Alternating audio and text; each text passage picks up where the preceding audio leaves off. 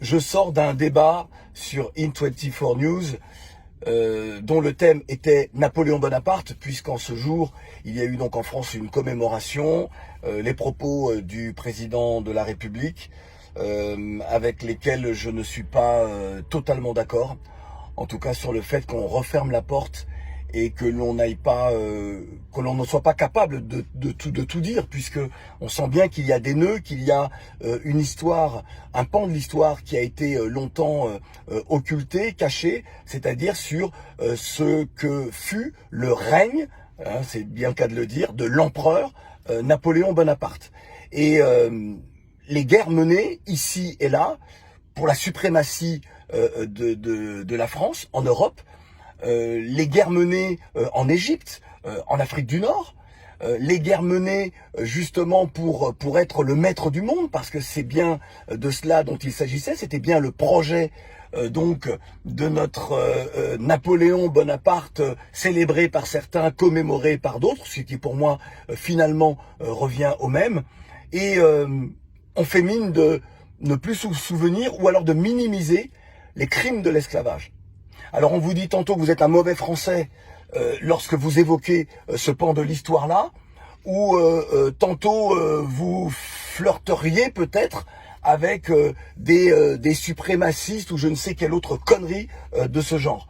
En tout cas, dans ce pays, dans mon pays, qui est la France, lorsque vous êtes noir et que vous voulez légitimement faire entendre la voix de l'universel, dire à quel point des épisodes de l'histoire non enseignés qui expliquent le racisme et les discriminations aujourd'hui méritent d'être mis sur la place publique, discutés sur la place publique, afin d'apaiser les colères, d'apaiser les mémoires et de regarder tous et toutes dans le même sens pour l'avenir de la France. Lorsque vous êtes dans cette dynamique-là, eh bien, vous êtes, sans jeu de mots facile, vous êtes blacklisté dans ce pays. Et c'est bien de cela dont il s'agit. Au moment où nous essayons de juste dire, il ne faut pas réécrire l'histoire. L'histoire, ce sont des faits qu'il faut analyser. Lorsque des responsables politiques sont capables de vous dire, vous ne pouvez pas analyser le fait esclavagiste lorsque Napoléon rétablit l'esclavage avec un regard d'aujourd'hui, mais comment est-ce que l'on peut dire ça? Comment est-ce que l'on peut dire ça?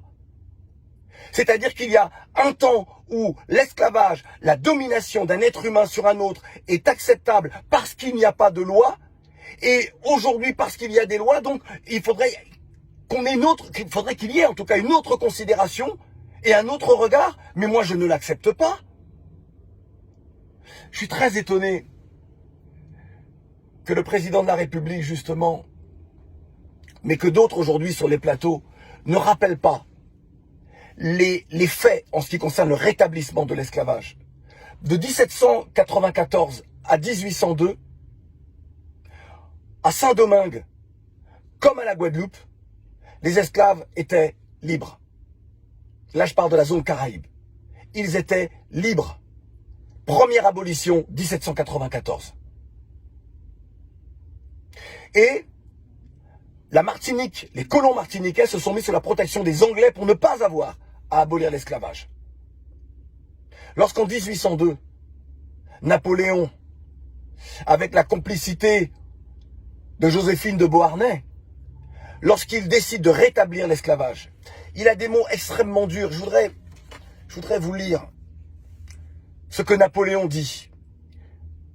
Je suis pour les Blancs car je suis blanc.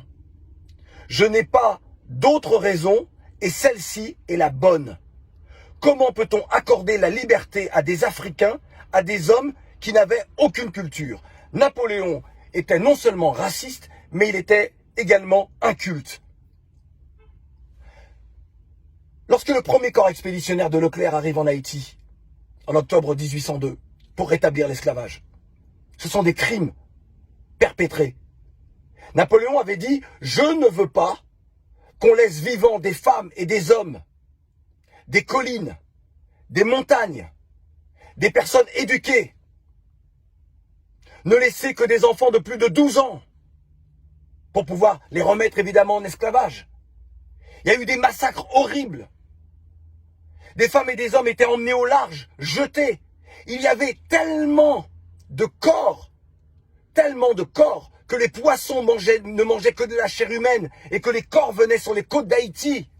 Et que même les soldats de l'armée de Leclerc puis de Rochambeau après se plaignaient de ça. Et il y avait d'autres modes de torture puisque certains me reprochent d'avoir comparé Hitler à Napoléon. Il y avait ce que l'on appelle l'étouffoir. Ils mettaient dans les cales de bateaux des femmes, des hommes, de jeunes hommes, très jeunes hommes. Ils mettaient du gaz de soufre et ils les enfermaient pour les asphyxier, comme dans les chambres à gaz du temps d'Hitler. Hitler était admiratif de Napoléon. C'est pour ça qu'il a mené les mêmes campagnes, les mêmes conquêtes et qu'il a connu les mêmes défaites. Quand on me demande pourquoi je compare, les deux ont commis des crimes contre l'humanité. Oui, je persiste et je signe. Que l'on me dise ce que l'on veut, je persiste et je signe. Lorsque Haïti, par la guerre, réussit le 18 novembre 1803 à défaire l'armée napoléonienne, que le 1er janvier 1804, Dessalines proclame, puisque c'est lui le grand vainqueur de la bataille de Vertières, puisque Toussaint Louverture avait déjà été déporté au fort de Joux, en France, dans le Jura, où il meurt en 1803.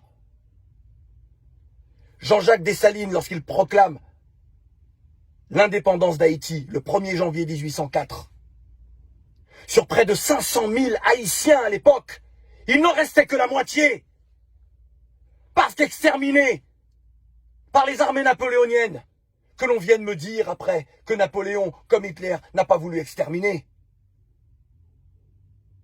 En Guadeloupe, le 10 mai 1802, Louis Delgrès, né d'une mère esclave, lui-même martiniquais, qui a combattu pour la France puisqu'il est officier de l'armée française. Ignace, Joseph Ignace, de la Guadeloupe, tous deux s'insurgent contre le rétablissement de l'esclavage en Guadeloupe. Avec leurs soldats noirs, puisque Richepense, arrivant là, demande à ce que les soldats noirs soient relevés de leurs fonctions. Alors Ignace part avec ces soldats-là. Il quitte le fort de la Victoire de Pointe-à-Pitre.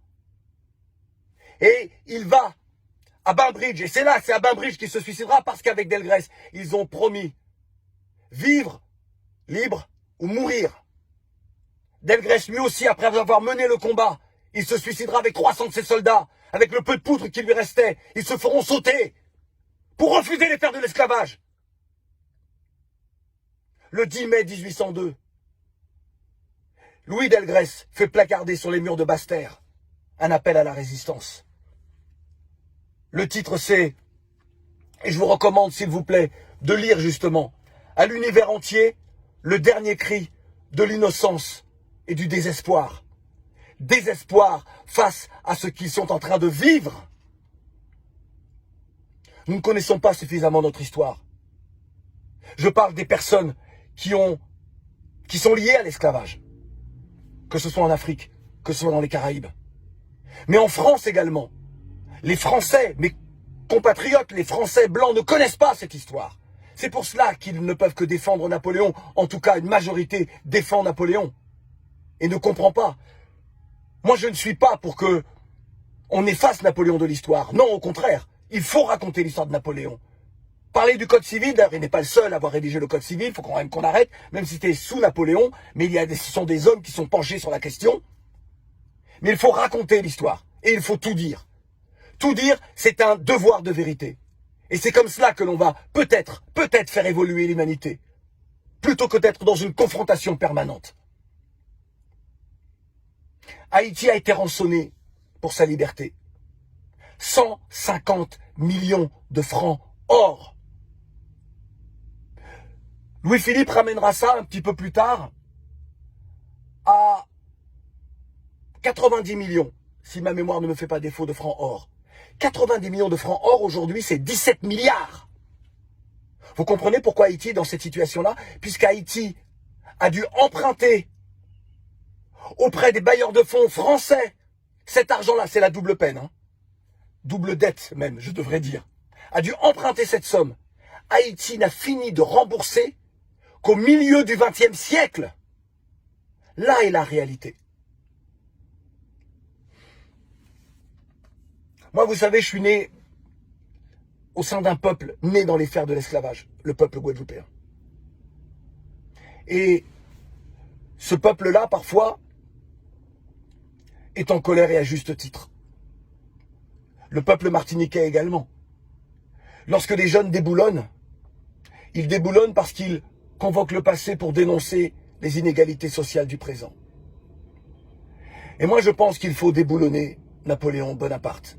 Mais pas comme vous l'entendez, pas les statues de Napoléon. Il faut déboulonner le mythe de façon symbolique. Et cela ne passe que par raconter l'histoire, dire l'histoire, honnêtement, sincèrement. Sinon, les oppositions persisteront en France. Et elles persisteront entre la France et l'Afrique, la France et Haïti, la France et les Antilles.